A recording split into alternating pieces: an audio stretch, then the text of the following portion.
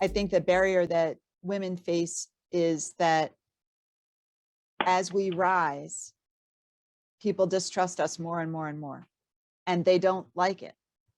It goes and cuts against what they're used to seeing, much the same way when people of color rise, people don't like it, and it cuts against what they're used to seeing.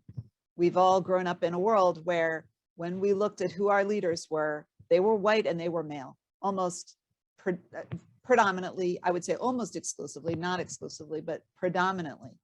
So that results in us not wishing to see women and people of color rise, and not wishing to give equal opportunities. And it's unconscious. I agree that it is unconscious. I don't think people make a conscious decision to treat us differently, but I do think that that barrier exists because of, frankly, what we've been so conditioned to.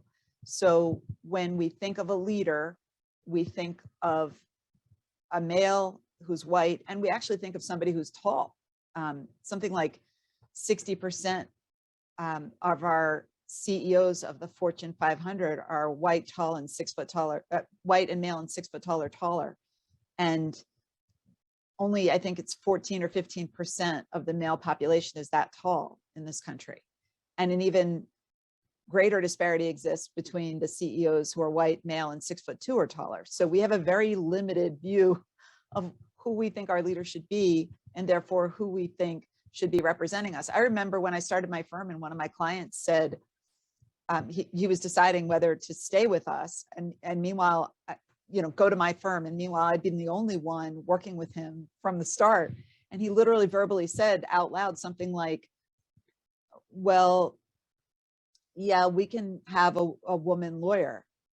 And it was so surprising because people don't usually verbalize it. And I sat there thinking, who do you think has been your lawyer the entire time? And I wound up winning his entire case for him at trial. But we do face those barriers.